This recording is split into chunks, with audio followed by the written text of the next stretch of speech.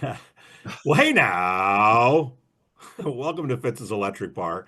And I have with me a gentleman that I met a few months ago when my wife and I went to San Miguel.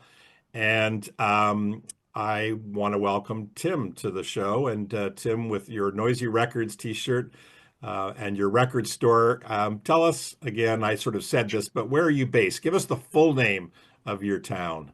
Okay, hey Brian, I know we had a brief talk earlier, and you got all the background about this morning, but I'm happy to be here, and I'm just thankful that you came into the shop in the first place, and we hit it off, and you remembered who I am. So thanks for asking me to come and chat. I'm Tim. I run Noisy Records, and we're in San Miguel de Allende in Mexico. I'm not going to try to speak with a good Spanish accent because there's no need to speak Spanish right now. But we're in the heart of Mexico in a small town. I like to call it Smallsville. But yeah, literally, they say it's right in the center of Mexico. And I've been fortunate enough to have Noisy Records there. We're going on about, I think it's 6.5 years now. So everything is good. And that's where I met Brian when he popped into the shop. Serendipity. Tim, I think of people in the vinyl community and they might be thinking that, boy, to own your own record store, that would be like the dream, would be amazing. And I know reality isn't always 100% the same as the dream, but tell us a little bit about what your experience has been like maybe why you opened the store and what's your experience been like owning the store. Yeah, well, you mentioned the vinyl community, and I don't know if it's the same with you and a lot of young fellers out there and women too. But I always wanted to have my own record store. I think for anybody in the vinyl community or record nerds, that is a thing. You know what I mean? So, and as tried as it sounds, I thank God every day that it's great being in a small town and being able to, go and do something you've always wanted to do. It's great, but that doesn't mean it's without its headaches and stuff. I had worked in record stores before. I worked in record stores in the States. I worked in record stores in England and London and stuff. But to have your own it's a cool thing. Uh, it's it's fun. It's a small town, as you know. You've been here. And that's the thing, like when you talk record stuff with other people who are involved in this. I'm here in Mexico. A lot of people are in the States or could be in Europe or whatever. So everything is a bit different. The market is a bit different or whatever. And being in a small town of, I don't know what this is now, 200,000 people, if that it's different than, I guess, where you're in what, Vancouver or Victoria, where are you at? Vancouver, yeah. So, I mean, a slightly different size difference there or whatever. And so, the beaten track of record store biz, whether that biz means nerds who always come in, it's your regular habit to go there, or you've been there forever. And, the store itself has its way of running things. It's completely different here. And I love it. I love having a shop. But I think the biggest challenge is, well, there's two things. What we know and what we grew up with as, I don't know, let's say gringos, and you in Vancouver and me coming from Houston, you know your scene, you know your vibe. Obviously the record stores you go to know their clients or whatever you want to say. So it was kind of weird, like seeing what's the client base here like? Who's going to go for this? Who even knows what this is about? You know what I mean? So that was a weird thing. And being, again, in a big city in the States or in Europe, I would imagine, I mean, I haven't been back in like 15 years. So now that this vinyl craze has taken off again, that you would think it would be easy to get stuff. Like people would bring in stuff and whatever and whatever. I assume it's a lot easier in the States. I think that's the biggest chore that I have, and the biggest challenge that I have is, where do you find your stuff? I get asked that all the time. And how do you get your stuff? You know?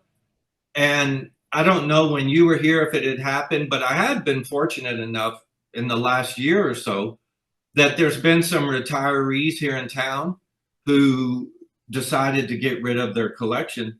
And so that makes it really easy when you can get a decent collection nearby and you don't have to pay, what do you call that, custom shipping and all that kind of stuff. You know what I mean? And so that's always just a challenge. Like, it's great when business is good, and I'm sure everybody would say that. But when you have a bigger store, I think that's kind of been in the biz for a while, you have everything mapped out. Here, I get a little panic, like, oh man, this is a great day or it's a great weekend. Where am I going to get stuff now? You know what I mean? So yeah, it's great, but it's kind of like, I think it's different. You know, it's like I used to have a couple bars back in Houston, and a lot of people, you could say that same theory works with that. Like, a lot of people think, man, it must be great to have a bar because you get, you know, X, Y, and Z, but you're not on the other side of the bar. So you don't know there's a lot of work and headaches that go into it, you know? So anybody who's worked in a record shop, any of your guys and nerds and friends who follow, they know, they can relate to that. Like, it's great, you know, we love going in and looking, but when you're on the other side, there's a different, do you want to say responsibility? You know what I mean? To get stuff and to make sure it's there and get stuff that people want, not just junk, you know? Did that You bring answer? up a good point. I hadn't really thought about that. When you know do particularly well and you sell through a lot of stuff, you need to be replacing it with other stuff which is desirable, right? Because I know when I walk into a record store, if I see a lot of, I mean, you know, no disrespect, but Loggins and Messina and, you know, and multiple copies of that kind of stuff, I'm not going to stick around for very long.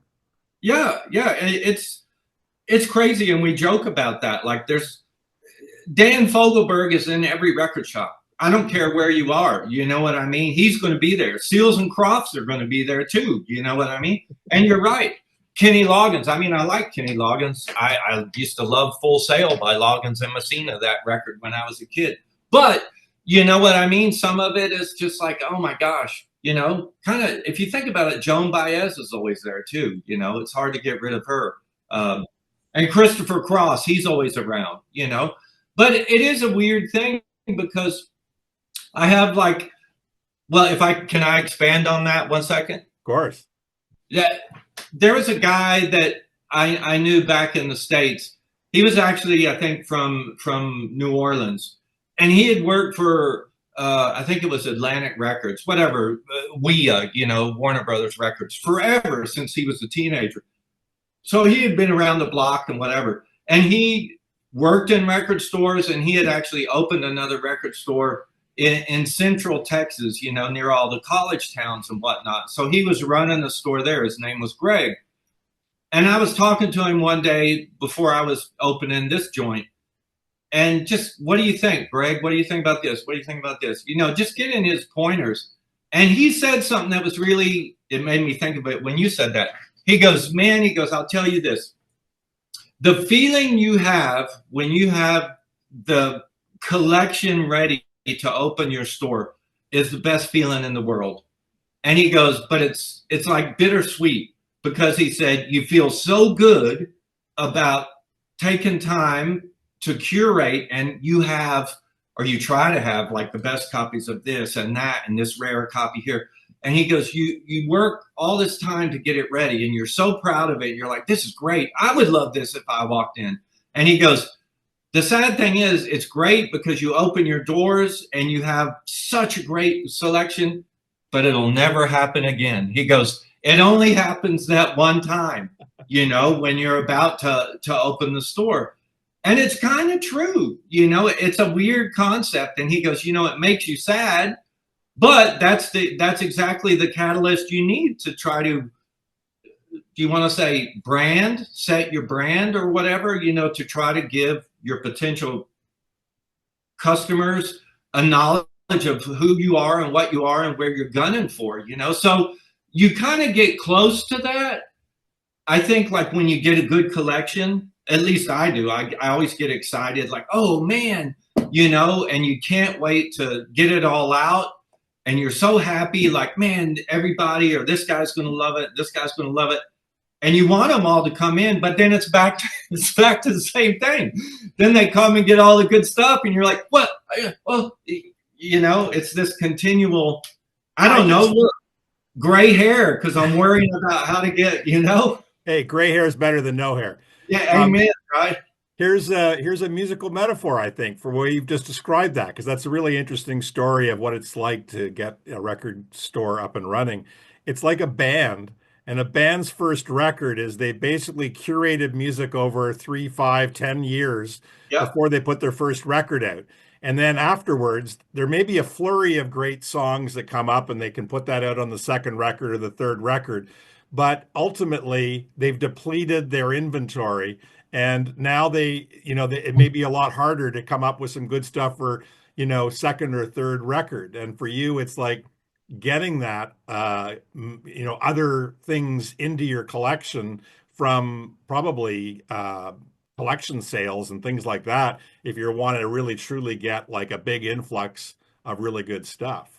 Yeah. Well, again, another musical, what do you want to say, metaphor, whatever. I believe it was Sade said it's never as good as the first time, right?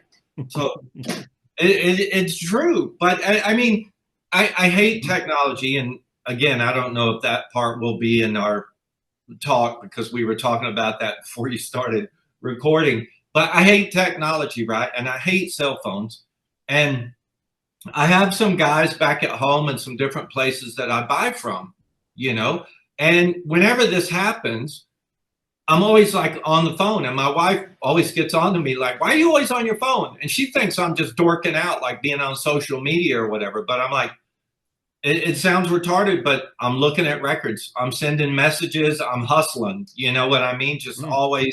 It's awful. It's like I tell people. It's like what I would imagine. It's like being a shark.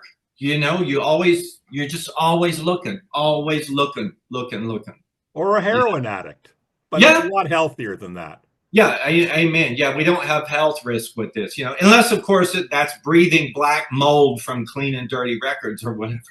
You know what I mean? Yeah, yeah, for sure. Awesome. Last question in the sort of general category is how do you listen to music these days? So, how often are you listening to vinyl versus CDs versus streaming music? It's, I guess it depends. I hate to say it again, and it's one of those assumptions. A lot of people. Let's go back to that. We were using that example earlier about having a bar or whatever. Everybody must be like, man, you can drink whatever cognac all day if you want. You're like, you know what? No, I don't. But with records, it's crazy because again, we have to kind of stay within the confines of what our missus will and won't allow at home. You know what I mean? Hmm. So it's like I listen to records a lot at the shop, like when stuff comes in and that I'm interested in, or you're like, what do these guys sound like, or what is this version, or the difference between a Mexican pressing, or is this pressing any good, or whatever. And when I order new stuff into the shop, like when I get stuff for myself, I like to give it a spin. At the shop, I listen to it pretty regularly, but I stream a lot at the shop just because when you get busy, when it's a one man show, it's a bit difficult to always have to be flipping album sides and dealing with customers or whatever. So it just makes sense to have it not stream from a streaming service because I hate Spotify, but just stuff that's already on the computer. But I think for ease at home, when I'm at home, a lot of times it's just from the computer. If I really feel like it, and drag a bunch of records downstairs and put them on the turntable. My wife likes to hear the records as well. So, but I would say, yeah, it's probably more on the technical side, listening to stuff from the computer. Right. Perfect. Tim, I'm going to take a break there.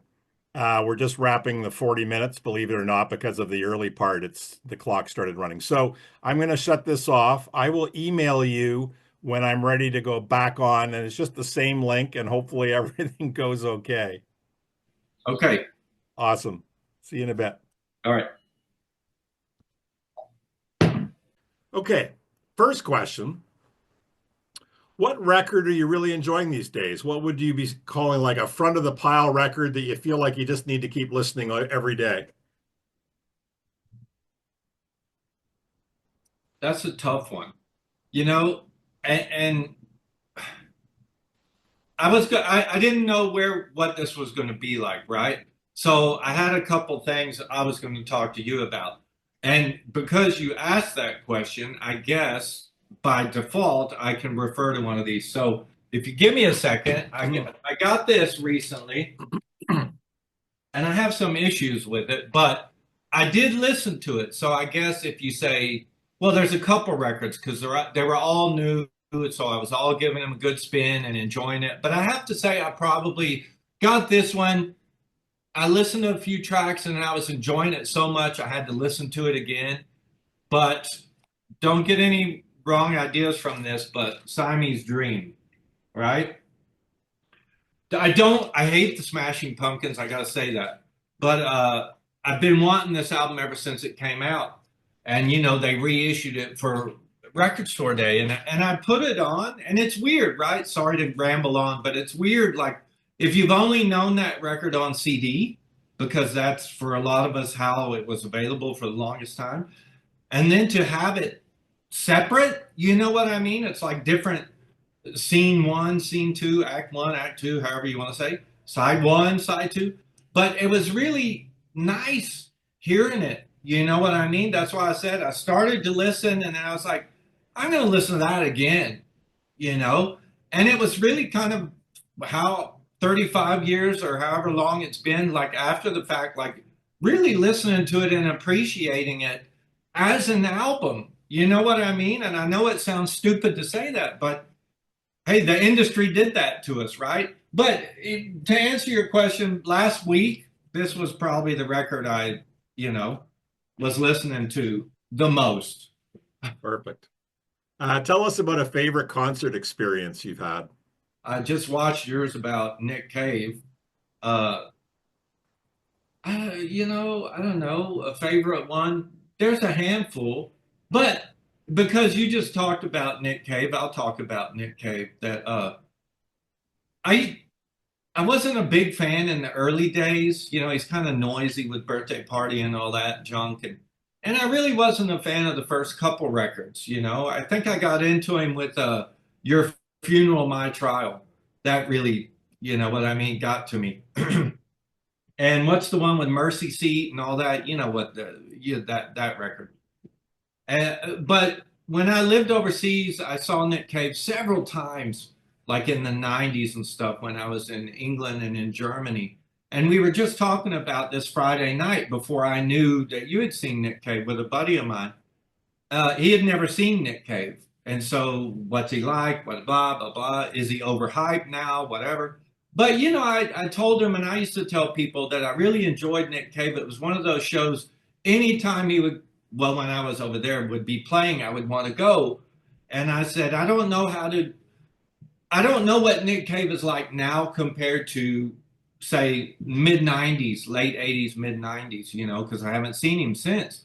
But I used to liken the experience to, I said, it's kind of, if you can imagine, like going to see a Southern Baptist revival preacher, he's just in your face and he was pointing and the energy, I was telling my friend, it was just a different energy. It wasn't like loud, distorted guitars.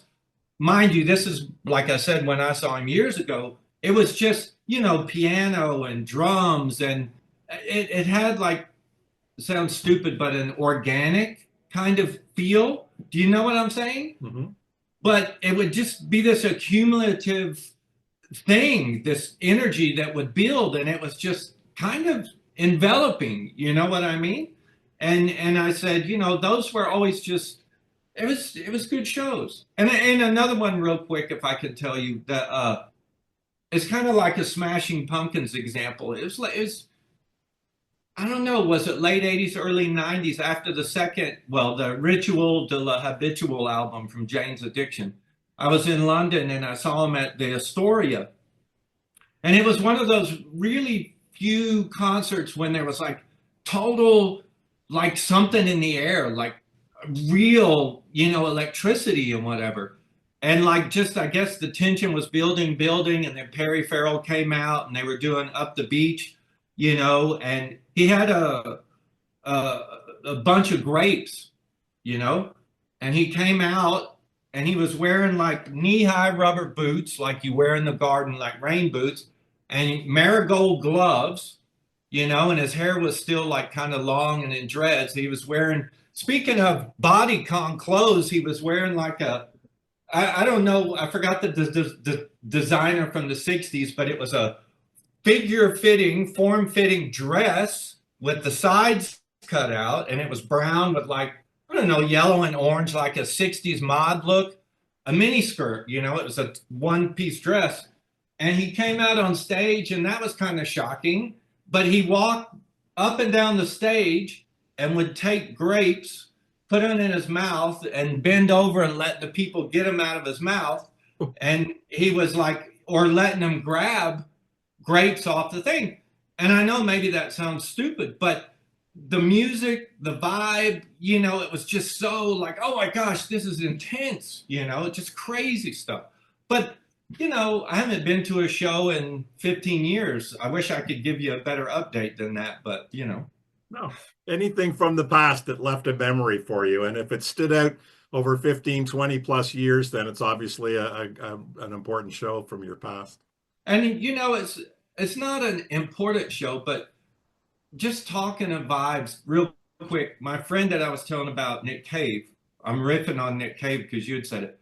Do you know that Stones bootleg, The Brussels Affair? I had the bootleg before that, Bed Spring Symphony. Yeah, I love that performance. Okay, the guy that was over here Friday night, we were watching the latest Led Zepp documentary, right? My wife is gone, so it's dude's night, have a beer, watch the turn it up loud kind of thing. And we were talking about shows, and we were just talking about, I guess, like you were saying, shows that made an impression on you, and the vibe, the electricity. He was at that show when the Stones did those 2 nights in Brussels, right? And he even said again Friday night, well, he was talking about Zeppelin because he saw Zeppelin in 75, and he goes, I don't remember anything about it except it was boring, And he brought up the Stones, and he goes, I know it sounds stupid, but he goes, there was something magical that night. He goes, it changed me. Like seeing that Stone show was just, I said, dude, I can't even imagine because it's like the record is so great. I can't imagine I've been there to see it live. But I just told him real quick, too, there was one of those magic electricity nights when I saw Suede way back when, and that just got us riffing on like the importance of a band and an audience that, you know what I mean? Like see eye to eye, and just what a dynamic it creates. So sorry to ramble on about No, and that. I'm going to break one of my rules and riff off of that a little bit, but I think there are so many elements to that. There's the artist who is at a point where they're at the peak of their powers, and the audience is aware of that, and you're meeting kind of simultaneously. And then there's the kind of the pheromones and the electricity of the evening. It includes the mood of the crowd on that given night. The like I remember seeing a band called I think it was Fortet, and it was right after the Canada won a hockey gold at the Olympics here in Vancouver, and the whole city was just going crazy. And then we went to see this show, and it was amazing. And like I like Fortet, but there was Mhm. an energy in this room, like it was like we all were wearing gold medals, and the women were going crazy, and everybody seemed to be on ecstasy. But I think a lot of it was just literally your Yeah, own. the high from the victory. Yeah.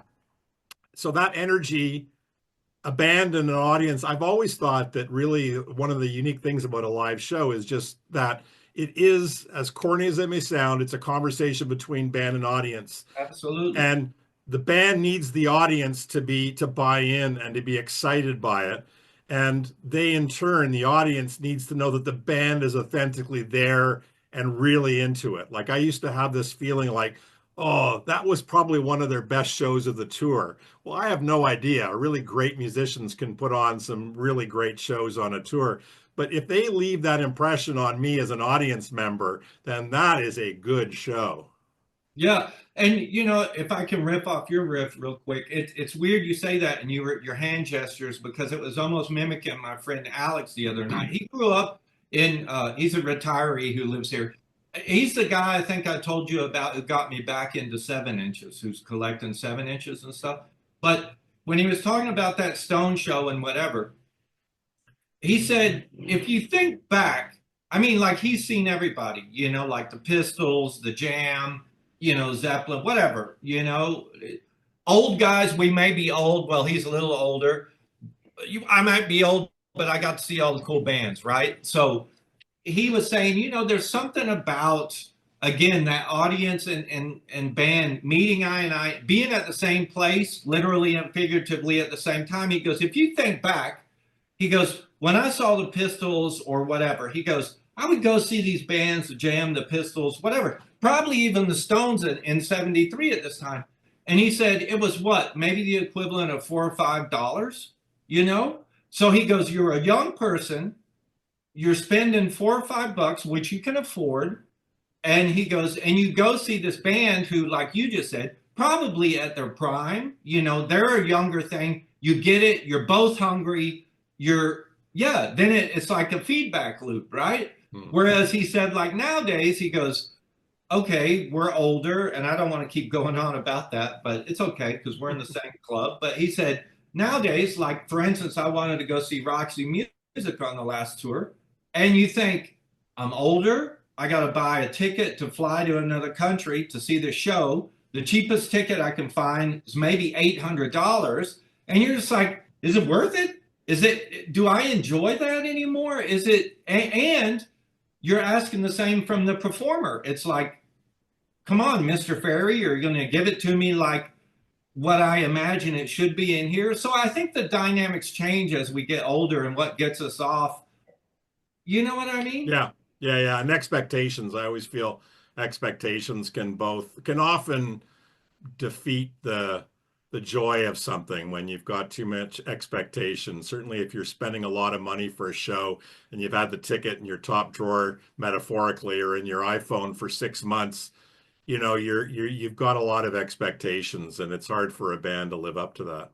Yeah, but it's also, yes, but it's also kind of the band has to recognize that too, right? It's Mm. like, again, this is our feedback loop in this conversation about age, but we're older, and it's like we don't do the same things we did, like the story you told me about crawling in the bathroom window. We don't do that anymore, And it's like it's ridiculous to go.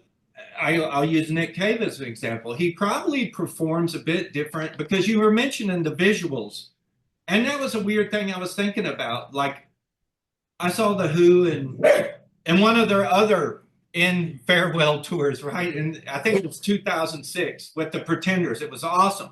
But they had all these big graphics up, and it made me think like, and when you were describing the Nick Cave show, like, okay, is this a thing? Because Nick is getting older, these guys are getting older, and I hate to say it, but society has been, kind of brainwashed with these things that you go to a gig, it's all cell phones and whatever anyway, which is totally stupid, right?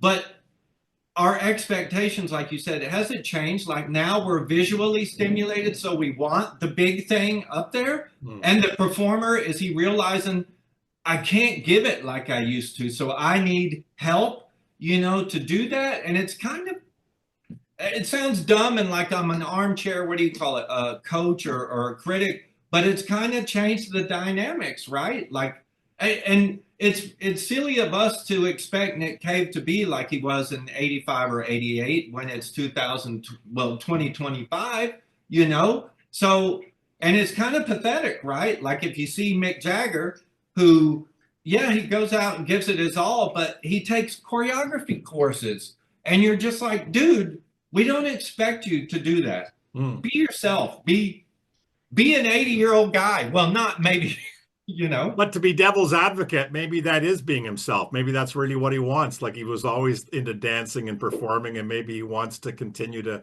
grow in that area, right?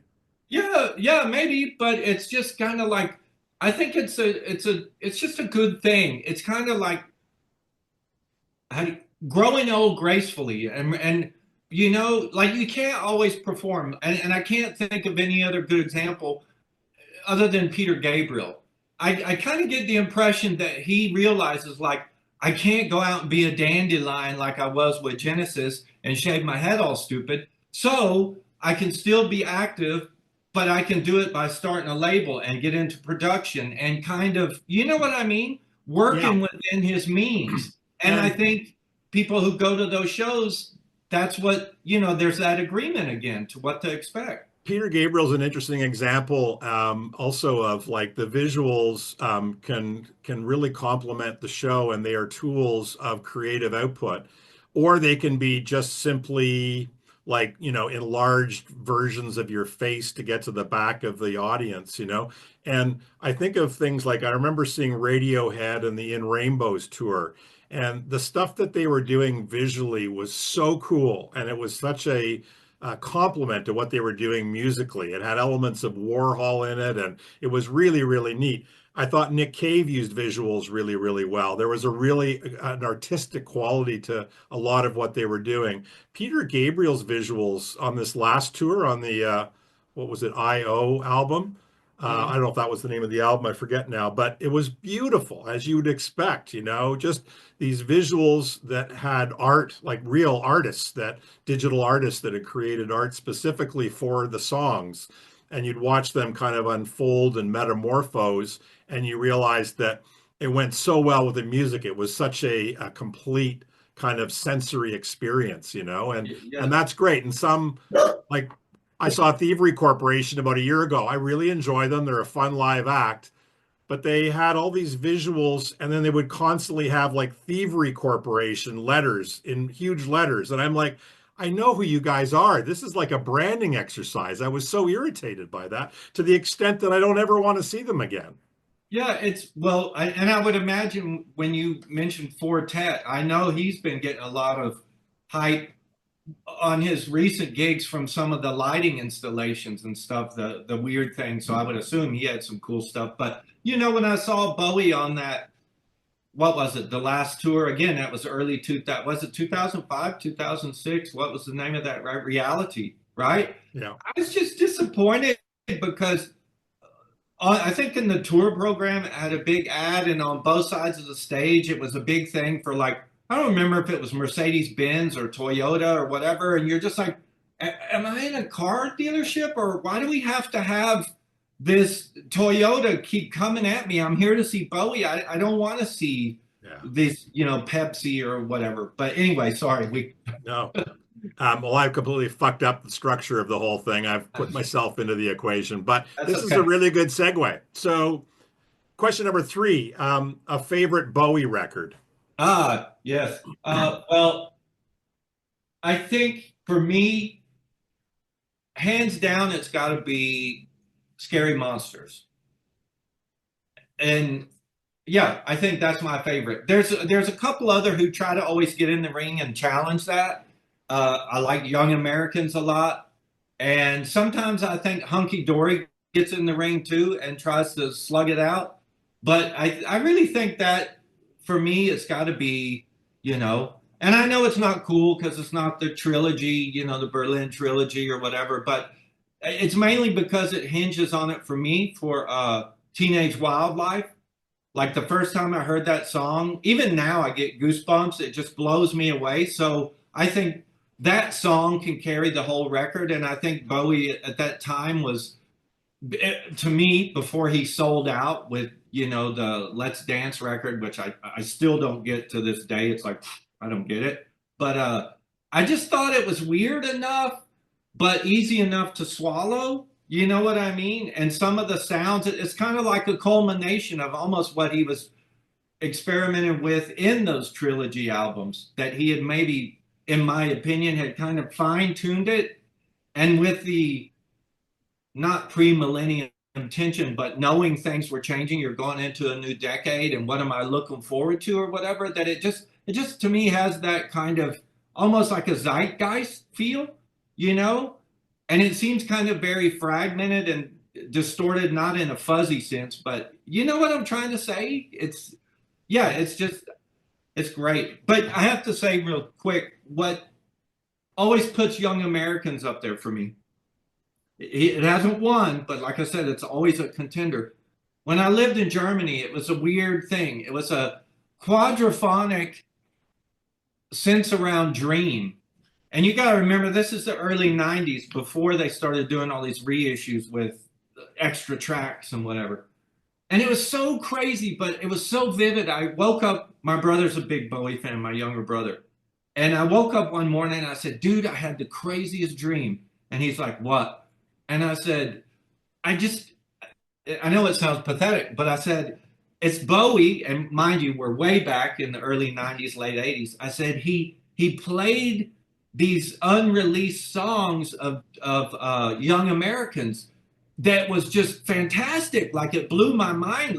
It seemed so real, the sound and new material from that era, and I just thought, oh my gosh! And ever since that dream, I would listen to Young Americans in a different way. And I know that sounds stupid. Now, fast forward, when Ryko did those reissues, what did they do? They put extra songs on them. So like when I heard those unreleased Young American tracks, it kind of, made it seem real. And I was just like, oh my gosh, because those extra tracks on the Young Americans is great. But anyway, yeah, it's a heavy contender, but it's got to be Scary Monsters. Perfect. One of the most sad songs ever. I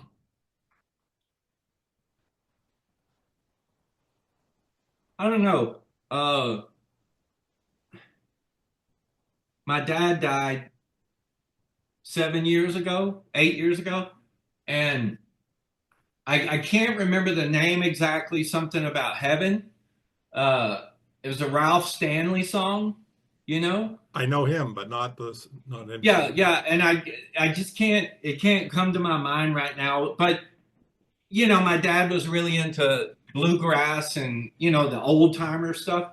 And I heard one of these, something like not Family Bible, something like a Heavenly Chorus or whatever, something about Ralph Stanley singing The Home Beyond or whatever, that really, at that time, right after my dad's death, hearing it and stuff, it just, everything kind of synced. Another one, my dad, before he died, he asked me, he goes, it was kind of a funny thing. He goes, he knew I was into music. He goes, hey, son, have you ever heard Mike and the Mechanics? And I'm just like, oh my gosh, Dad. I said, can you talk about more of a stupid group? You know what I mean? And he was like, oh, but I heard this song, The Living Years, and it really touched me. So like when I hear that song, it tugs at my heartstrings now. And also Peter Gabriel again, Father and Son. That's very moving, I think. But there you go. Perfect. What about one of the most joyful songs ever? Man, I don't know about that. I don't know. It's always good to rock out with like, what? I don't know, maybe something that lifts my spirits up a lot. And it was one of those kind of magical shows. Was James? I saw them on the what was it, Whiplash tour when I was in England, and it was one of those shows where I actually was a total idiot, like eyes closed, just kind of dancing around. I'd never done that before. But anything off the album Laid that I hear, it's always uplifting for me. Some Derrida column stuff off the Sex and Death album. There's a song on there that really touches me. A couple songs that really moves me. And it sounds dumb, but Big Country. Anything off that first Big Country, it always gets me. It kind of makes me. So Awesome. Um, it's early in the morning on the weekend. You don't have to go into the record store. Your wife is out. She's taking the dog. You got the place to yourself. What's a perfect first record of the day?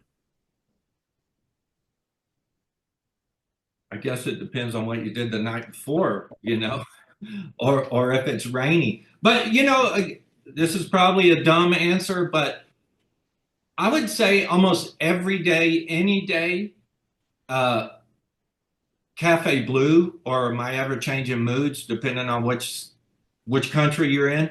Style Council, always a great way to start the day. For me, I love Style Council, and they're always uplifting for me. Except when they go on about all their, you know, politics and stuff. That gets a bit boring, but yeah, upbeat. I would say Style Council. Awesome. Um, what would be one of the most underrated bands or artists that you can think of for you? In recent years, I would have to say maybe UFO.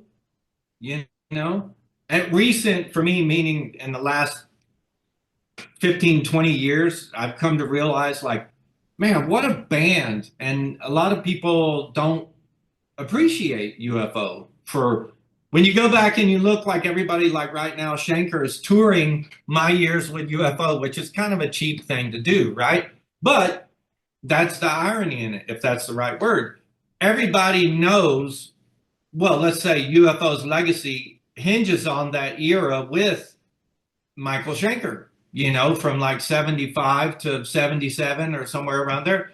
And it's just like when you go back and you listen to that stuff, if you're into that kind of stuff, you just like, these guys are great. Why don't they get you know what I mean? And maybe that's an American thing. Like, I don't know if American audiences weren't that hip to it, but, it's just like, wow. But, having said that, just the other day, my neighbors went to Lima, Peru, and the wife sent me a note and she said, like, oh, we're in the Mexico City airport and there's all these old rocker guys, standing in line with us, something like old gringo foreigners, or whatever. And I was just kind of like, oh, yeah, well, Mexico City, of course, in the airport, whatever.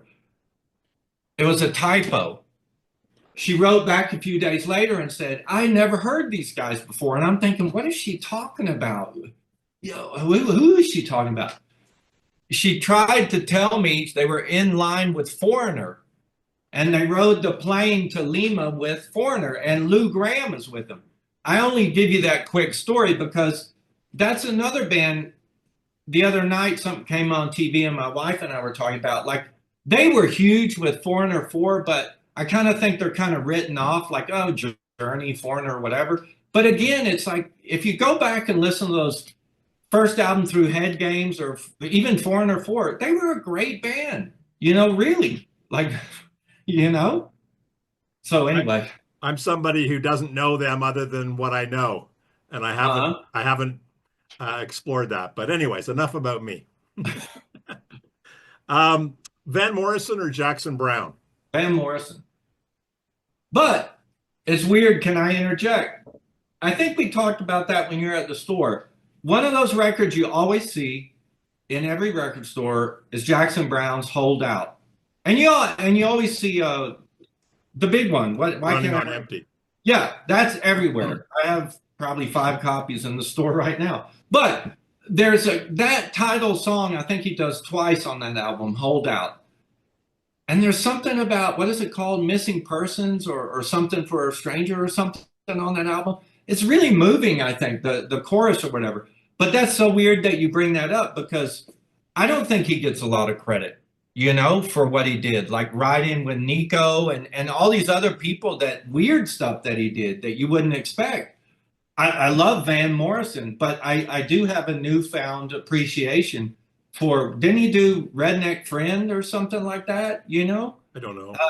Great. I mean, if you go back and give Jackson Brown, I think he kind of gets slagged off as like this, what is that place where all the hippies were in California, the Laurel Valley? Canyon. Laurel Canyon. I think he kind of gets written off as just, some hippy dippy sandal wearing guy who hung out with Joni Mitchell or whatever. But when you go back and you listen to like those early records, there's great stuff. But hey, Van Morrison beats him hands down. You know what I mean? Joni Mitchell or Aretha Franklin? Oh man. I don't know. There's a little Mexican kid who came in the other day. Am I giving you too many stories? No, no, it's good. But it's kind of touching, right? That's what goes back to what I was telling you before, to see the client base and to see whatever in a different culture and a different language to see what they're digging, right? There's these two brothers who come in. I think they're twins, and they're both, I don't know what they are, what you call it, because the term keeps changing. Are they autistic? Are they neurodivergent? I don't know what's this week's terminology. I don't know if it's Tourette's, what, but he comes in and he talks real fast and he's real panicked all the time and whatever. And he came in and he comes up to the counter real quick and he's like, "Do you have Joni Mitchell? Do you have Joni Mitchell?" And I said, "Yeah, dude, hold on." I said, "What are you looking for?" He's like, "I don't know." And I said, "Is it for you?" He said, "Yeah." And I said, "Well, why are you buying it?" He goes, "Because my sister loves Joni Mitchell, so I want to listen to Joni Mitchell." All right. So I get him some Joni Mitchell. I don't know that much about Joni Mitchell, but it was I pulled out a copy of, I think, what is it, Flowers or something, where it's her face on the cover, Ladies of the Canyon and Court and Spark, I think. Roses for the roses. Roses, yeah. And so we laid him out on the counter and he's listening and I was listening and he asked me, "What do you like about Joni Mitchell?" I said, "I don't like Joni Mitchell, but I do like this song. I do like that song. I do like, and anyway, it was just neat. I was listening to some of those as he was listening to it. And it was great to watch him because the look on his face as he's listening and just hearing the different styles between Ladies of the Canyon and Court and Spark, you know. But I do appreciate Joni. But I don't know. That's hard, you know. I would say probably Aretha, just because of that stupid meltdown that Joni had at Woodstock or whatever, where she lectured the crowd. I just thought that was a bit hippy dippy. Do you know what I'm talking about? Yeah, yeah. I don't know. What do you prefer, Aretha or Joni? I'm more of a Joni person. I mean, it's obviously Aretha is just, the queen of soul. And I think it's more just that I think I had more of a background of listening to Joni, and I love her sort of jazz stuff. And then there are a couple albums, Hissing of Summer Lawns and Hey Gira for me, especially Hey Gira would probably be in my top 10 of all albums of all time. So it would be Joni. It's weird you say that. If I can rip off you, I was going to say that's the thing. If we're measuring by when they're hot kind of thing, I would say maybe Aretha. But if you go pound to pound the distance, you know what I'm saying? Yeah, it's a different thing. And it's so weird that you brought that up because I saw Shadows and Light, whatever it was called, before it was an album. They did like on PBS, they showed that show. And I was watching that because I love watching just music, and performers, especially when I was younger. And she did, what's that song? Amelia or whatever. And I was really blown away by that. I was like, oh man, that is, Hmm. And because of that, it was weird. I wanted to track that down. I think that's on Don Juan's Reckless No, Dog. that's on Hey Gira. Okay. But I have the only Joni Mitchell record I have in my collection is The Hissing of the Summer Lawns. And I know that's the phase when she got jazzy, really jazzy. Yeah. So I think if I had to take Joni, I don't like the hippie Joni, but the weird experimental, Hajira and Hissing of Summer Lawn and Don Juan's Reckless Daughter, I like those things, Yeah. Cool. Okay. Last of the first 10 questions. So, three absolute must-have desert island discs.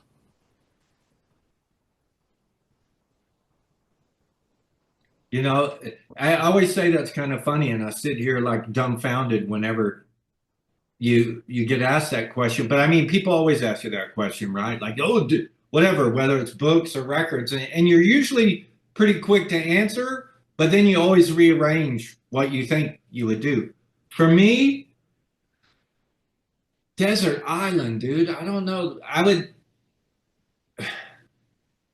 I always kind of think, going back to one of your questions earlier, Van Morrison or Jackson Brown. I kind of think I would have to have Astral Weeks. I think. I think I would have to have Exile on Main Street. And I know it sounds dumb because you asked my favorite Bowie record, and I love Bowie, but I don't know if I would have him as a desert island. You know what I mean? Hmm. That's a weird thing. I'm gonna have to think about that. But I don't know. I think you need something else to even out the palette, you know. And I want to say maybe something really lighthearted or real rock and roll, like I don't know, uh, Thin Lizzy, Live and Dangerous, or AC/DC Highway to Hell, or something like that. You know, I mean, yeah, I don't. It's on the. It's up here. Like somebody had just asked me a similar question, like your top five albums of all time, and I'm trying to think.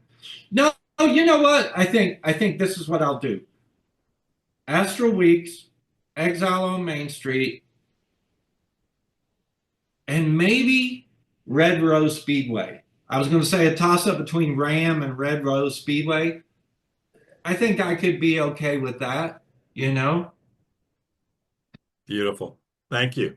Okay, so now we're going to move on to the 5+ questions, in part sort of customized for you. There's some repetition here because I came up with a couple questions I really wanted to hear everybody answer. So here we go. This is one of those questions. First one, I have the power to be able to drop you into any music scene from the past. And I'll give you a few examples that might be available for you to choose. It could be the Laurel Canyon, Joni Mitchell, CSN, Neil Young, et cetera, Jackson Brown. Another one would be the UK first generation punk scene, Clash, Sex Pistols, Damned, all that kind of stuff. Next, another choice might be, and one I know that might be considered by you would be the Manchester scene, and maybe we could stretch that out to the Manchester. So it could be everything Oasis, Stone Roses, could even start with New Order and go on to yeah, all that kind of stuff. Another one that might appeal to Tim would be the 1980s LA Sunset Strip hair metal band era, the kind of Motley Crue and Rat and all those kind of bands when they were first showing up on the Sunset Strip. Hamburg 60 to 62 and the Beatles. New York City, CBGB, Television, Talking Heads, Blondie, Richard Hell and the Voidoids, et cetera, et cetera. Do any of those particularly resonate with you as being a scene you would love to be dropped into, or do you have another one that you would choose? Again, I'm going to riff a bit if I can, because there's a couple things on that. As an older dude, right? In the 80s, I was total new wave slash goth, right? Raised on straight up rock and roll though. I love it. Nazareth, Thin Lizzy, all that, you know. That's normal 70s stuff. I think we talked about that on listening on the radio. It wasn't classic rock. It's just, dude, that's what's on the radio. You know, that's what you're getting. So it's great. So I love that. Always will love that. But I didn't give uh 80s metal the time of day, you know, as a so-called semi-goth, closet goth. You just kind of whatever, you know, Rat, whatever. But now I've been going through this 80s metal phase. In fact, I've been compiling these stupid playlists that I put up for the store on Spotify, these kick-ass metal ballads. You know, I'm really getting a soft spot for Kicks and all these guys, you know, that I never would have given the time of day to. But I tell you all that to get to a point. The Sunset Strip or whatever, no, not bothered, whatever. But at that time, 80, let's say 82 to, I don't know, 85, maybe a little more.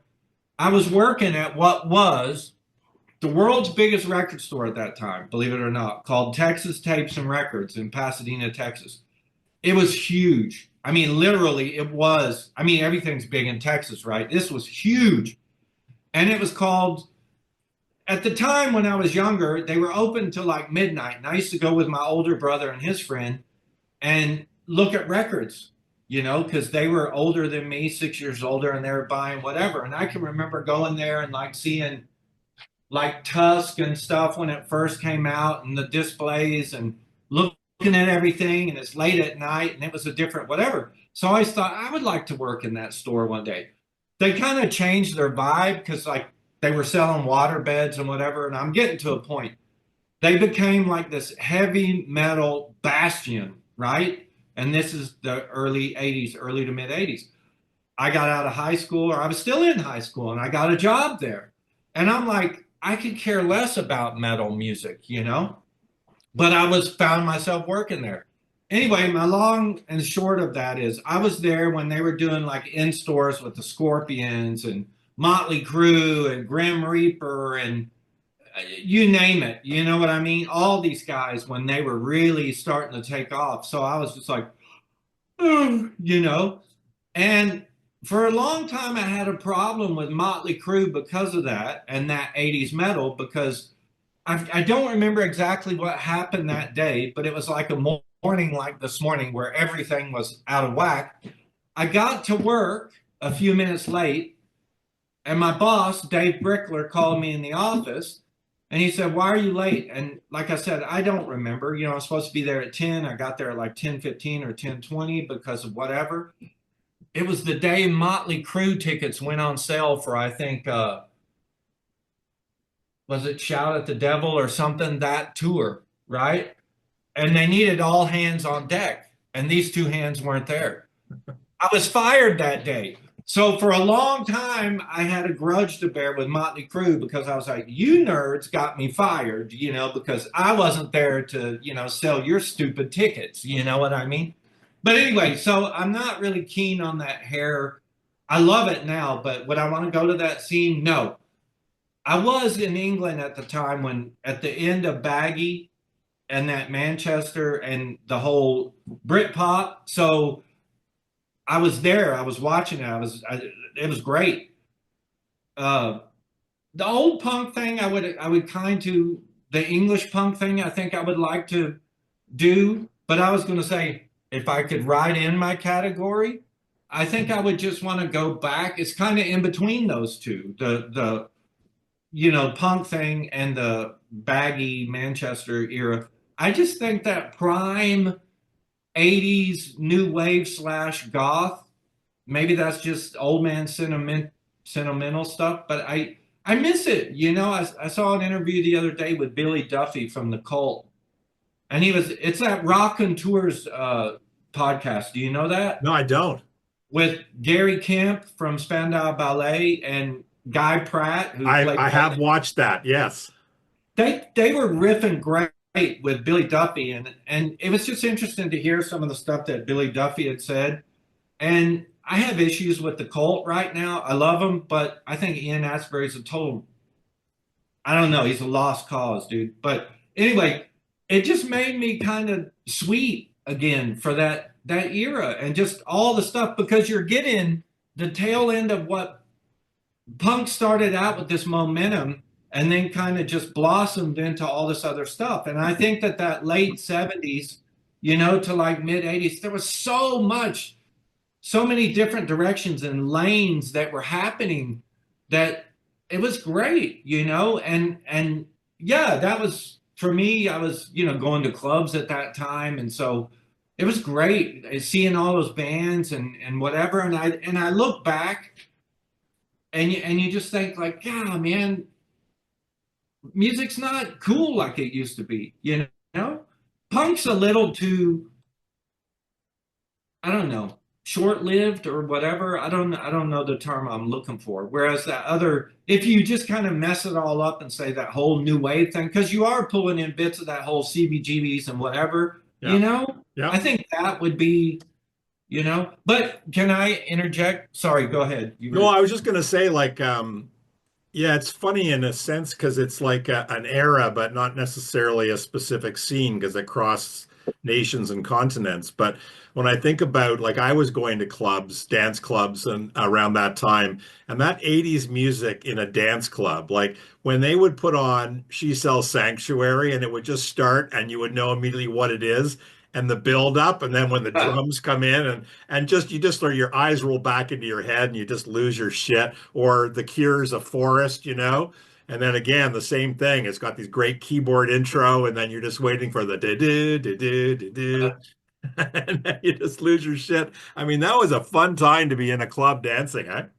yeah, and you know that's the thing. I think it's got a little more sheen to it. When you say the difference between scenes and eras, I think that's what makes that era cool. Like it had we gone to been in Brussels and seen the Stones on that thing, I'm sure it'd be a lot of denim, you know, a lot of grass, a lot of long hair, and a lot of people who didn't bathe, and a lot of girls who don't shave under their arms and have hairy legs too, which is cool. That's what they did then. But there's nothing glamorous to it except Mick up on stage, the larger than life person that you're going to go see. And then if you fast forward to like that Clash Pistols phase, okay, there's some good looks, but it's kind of still dirty and sweaty, which And is regimented, right? It felt very regimented. yeah, like you can be this tribe, but you can't be in the other tribe. And in Yeah. fact, uh, yeah, they were talking about that, like Billy Duffy was, and well, he was talking with Steve Jones, and he was like, you weren't allowed to at that time to say I like Peter Gabriel era Genesis or whatever. You couldn't do that. You'd be thrown out of the club. You know what I mean? Hmm. And that's kind of, and maybe because I was just a part of that, you were a part of that.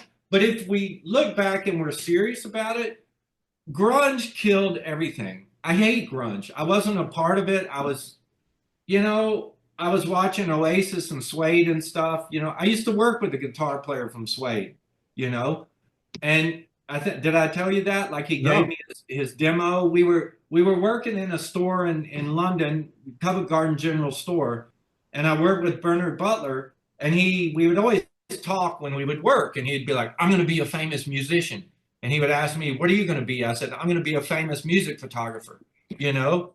And okay, his worked out, mine didn't, you know. But he would talk and invite me to gigs, and I'm thinking, I don't know this band, Suede. This is before they were something. But he gave me demos and stuff. And now I'm like, dude, if I had those demos. But what I was getting at is about grunge was about every man to me. That's what I think. It dumbed it down. The guy on stage is no different than you. And I know for some people, they want to get off on that. But I'm just like, dude, by this time, if I'm going to pay 15, 18 bucks for a show, I want I want to be dazzled. I want someone different than me. I'm a guy who works bagging groceries. I don't want to fucking see a guy bagging groceries on stage. You know what I'm saying? I want glamour. I want something different that's exotic to me. I An want, escape from the day to day. yeah, larger than life. So going back to like you were saying, dancing in the clubs and whatever, you think about the 80s that I loved was people took time not to be dirty, which it's weird. Think about how it's bookended with the punk. Punk is kind of dirty. Grunge is total dirty. That phase in between, oh, a little bit of hairspray, maybe a little bit of cologne, necklaces. You would wear maybe silk shirts or, the vintage Long going. leather jacket. Yeah, like people, and I know that can be taken out of context, but that everybody was kind of on an androgynous or glamorous tip. Do you know what I'm saying? Freaks Yeah, well, yeah, but you in took a good time. way. You took time to, if you think about it and you're honest, I don't know, maybe you didn't. I'm speaking in general, but you would think about, does this jacket, or that's a nice looking shirt there, Brian? Did you like say like, does my outfit look good? Does my hair look okay? You would get dressed up before you went out. And that's not music. I understand that. But it's part of, that whole scene that was vibrating and generating. And it just seems like there was a little more effort, you know what I mean? Yeah, yeah, Put yeah. into it. It wasn't just throwaway or like grunge, which is just take this and that's not important. It's like, no, it is important, dude. It is important, It's almost like it was an evolution of the glam rock stuff, right? Like you imagine in those days, and Bowie acolytes or whatever, wearing, men wearing, as you say, early androgyny, lipstick, eyeshadow, hair kind of like done up and all of that kind of stuff, and wearing clothes that would draw attention. It would be like shocking contrasts or really out there, or again, androgynous kind of, is this male, is this female? And you would play with those things. Yeah, but yes, but it seems like at that time too, there was still that tribalist aspect, right? But you could be a goth and you could still enjoy that new REM record. Or you know what I mean? It Hmm. was like you were allowed to sample from the other tribes, and the other tribes weren't so You know what I'm saying? Yeah. Whereas it seems like, again, that bookend of the punk era and the grunge era, that tribalism was really definite. Again, well defined. You know what I mean? Yeah. And that's cool because, like, it's like the metal guys with their denim jackets over the leather jackets. I love all that. The tribal dedication, like AC/DC fans or Saxon fans or what. I think it's awesome. But, there was something nice. I hate to say that word community because it's misused today. But it was just kind of like, hey, if we're enjoying the same music, you're welcome. You know what I mean? And when it crossed genres or boundaries, it was cool. And then it seemed to separate again. So I love that era. Yeah. Perfect. Thank you. Um, Next question is actually more of a request. So I think you pulled some records. So why don't you show some of the records that you were thinking maybe you might like to show today? It's not show and tell in that sense. I just figured I had an idea or a feeling you were probably going to ask me, what are you listening to lately? Or what did you get in new or whatever? So last week or in the last 10 days, I told you, we talked about this earlier. I got this. Sounds great. I don't have an original copy, so I can't tell you, but I was happy to get it. And maybe it's kind of dumb. A couple of these were influenced by this, but not 100%. But this is the red, which is, I'm not crazy about the black swirl, but it still Smoky. sounds, yeah, yeah, it still sounds fine. And I don't remember when you were here if we were talking about colored vinyl, but I've been riffing on that for a while. I got a lot of things to say about that stuff. I got this. It's probably a stupid excuse, but because I'm appreciating colored vinyl more now, this, of course, I have a copy already. But when I saw this, they did their new series of all gold.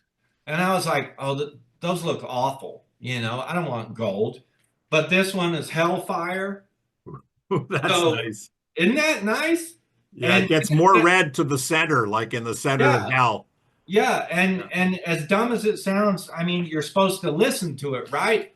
But my whole vibe now is like, well, this isn't that great of a cover. But when you have a nice color coordinated thing and the record looks good as well as the cover, it kind of completes the package, right? Yeah. But it sounds great. I played this immediately. It's punchy, it's whatever. It sounds great. So those two. I mentioned this earlier. I've been looking for this record for years and I just got it. It's very hard to get, believe it or not. Style Council Singular Adventures, right? So it's great. What can you say? What now I've got Blue Cafe and my ever-changing moods but what is that? Is that singles or Yeah, yeah, yeah, that's okay. and it's funny, like if you look closely, volume one, they never did they never did anything else, but it's great because it has all the good tracks, from the early stuff like Cafe Blue and all that. And it's Nice. like I said, it's really hard to find. And I love the Council. I have the box set, the CD box set, but I didn't have this one record, so I was thrilled for that. This is one of those record store day things that, well, excuse my French, I think it's kind of gay that they put out so many things that are just stupid. But then you think, well, that could be interesting.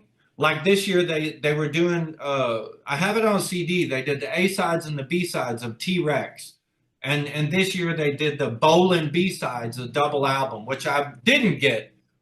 And I took a long shot with this one because I don't know much about them, but they'd done a 7-inch box set in 2018, I think, and they decided to put it all together on an album for this. But I got this Wire.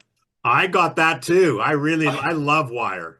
Yeah, so what do you love this? Well, Some it sides are better than others. yeah, yeah, but I was just reminded about Ex Lion Tamer and stuff. That is just so incredible. So I got that and I started listening to it and I was like, am I happy with that or not? I have Wire on CD. I don't have any on record. So I thought if it's really what the first nine singles, it's pretty good because you get an overview of Pink Flag and 154 and Chairs Missing. It's a nice sample. There's Yeah. some things missing that I like that's not on there, like Reuters and other, Oh, I love Reuters. I was sorry that wasn't on there. I guess it wasn't a single. yeah, and in that track, Low Down, that's on Pink Flag or whatever, obviously it wasn't a single, but I was questioning, like, should I get Pink Flag or just stick with singles right now? But I got that. I got this, the clear vinyl or whatever, limited, whatever. You gonna keep that sealed and sell it in 10 Yeah, years? no, I'll keep it sealed. I got one for me, one for the store. And then I don't know if we talked about this when you were here, but it's just weird because we were just talking about it. I had no idea this was going to happen, but I got this, the Colt uh, Go West 7 Mm, inch. And I told you, I think before, like if I know a record came out with a poster or a 7 inch that has a poster sleeve, I have to get it. So this has a poster sleeve. So nice. yeah, that's just my nerding out that I've done recently, Yeah. Yeah. hmm But can I ask you what you think about colored vinyl? Does it matter? Um, Because hold on, you mm, said you follow Hepworth, and I know he talked about it the other day or the other week. So I haven't heard his latest talk about that. I love Hepworth, and I'm reading his book right now. Hope I get old before I die. I uh-huh. started that. Um, so my knowledge about colored vinyl vis-a-vis, better sound, worse sound, all that kind of stuff is non-existent. So I don't really know where it stands. In my mind, when I get something like I got the Nick Cave Wild God was like a transparent, clear vinyl, I guess my thought is clear must be purer, that maybe it'll be a cleaner. And I think some people would say no, that black is probably the purest. I worry occasionally I have some colored vinyl that doesn't sound all that great, and I don't know whether it has anything to do with the color or not. So to me, it's kind of a bit of a vanity thing, but I do enjoy it. I agree with you that when the record and the cover are color synced, they're intended to be a complement to each other. I really enjoy that. Mhm. um, I kind of forget that it's colored vinyl. Like I don't sort of go, oh, I'm going to get this, put this on the turntable because I like the vinyl color. But occasionally when I pull it out, I'm kind of surprised, and there are a few colors that are either really match the artist or the colors really are quite striking and I really enjoy looking at them. And off the top of my head, I can't think what that is. So I'm kind of a little bit ambivalent, but I enjoy it when it's something that really is a particularly nice color or a really good sync up with the whole package. Yeah, it's like again, us old timers back in the day, you would me was taught working in record stores and whatever sonically when you would hear them they sounded crap, Mm, right? I mm. mean, it's just bad. And picture disc, it's like stay away from them because unless you're just a collector and you want to put it in your show, but to enjoy, it was always like, ew, right? And that's like when this new, and I'm sure a lot of it has to do with record store day, which is just a load of crap. But that hype, I think, has been fueled by that, and it is hype, right? Because now they're really going out of their way. Sometimes they did Doritti column reissues. And initially, goes back a couple of years ago. I was kind of mad, like, dude, why are you giving me a purple and a yellow one? It's like I want just give it to me straight. But they didn't, and I was leery about that. And so I was like, man, I don't know. But as stuff came in, and again, I refer back to my buddy Alex, who was over here the other night when we were talking about shows. He's wanted me to rebuy all those Bowie reissues for him to collect that were colored.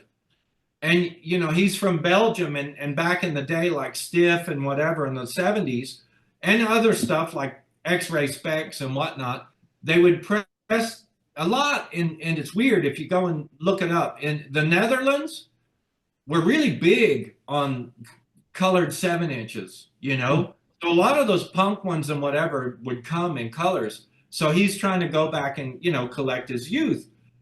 Those still, the original pressings of those, like some of those stiff singles and stuff, they're cool. Like you can find them on Orange, like Ian Dury or whatever. It's great to have. They look great, but the sound isn't that great. But like when these Bowie reissues came in, I would listen to them because I'd be like, come on, man, it's whatever. It looks cool, and I was like, I don't know, man. And this kid from San Luis Potosi, he came in one day, brings in a stack of records, and in there was actually a record I'd kind of been wanting, which was a reissue of The Clash Combat Rock. The European reissue was green. The American, or this side of the world, reissue was red. And because Alex had got me going on the Bowie, when that came in, I was like, all right, I'm going to give this a listen. Is it any good? And I was surprised at how much punch and life it had, you know? So then I thought, maybe it's not so bad, you know?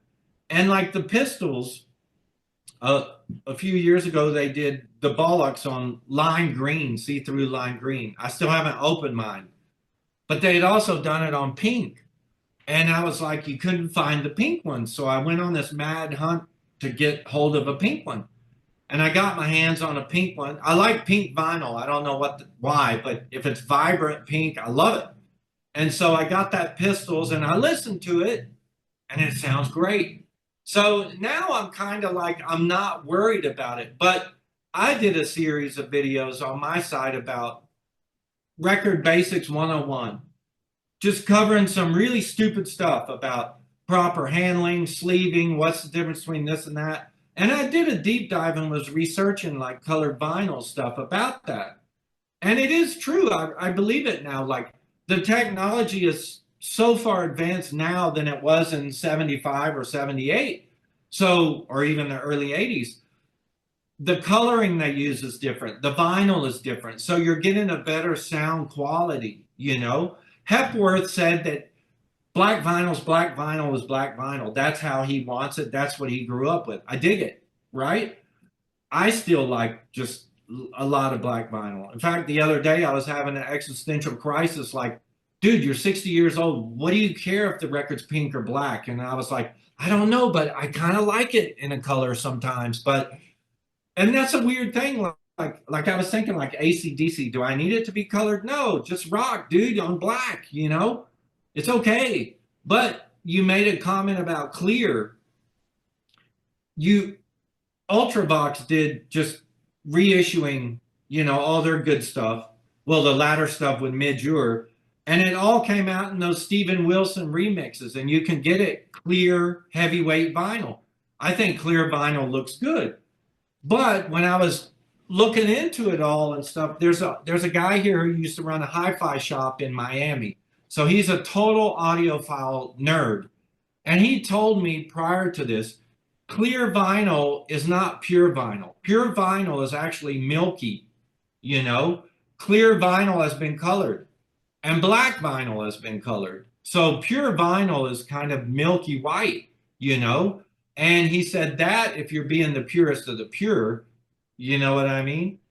But he said prior to that, before this became such a big deal, a lot of audiophiles would, if something was colored, there was this notion that the clear held better resonance or better, you know what I mean? And maybe it was literally and figuratively clearer than, a pink or blue or whatever. But I don't know, now like the AC/DC, it's like the Smashing Pumpkins. Do I need it because it's red? No, but that's how they reissued it, you know? Mm-hmm. But the AC/DC, come on, dude, that Hellfire edition, it looks great. It does look great.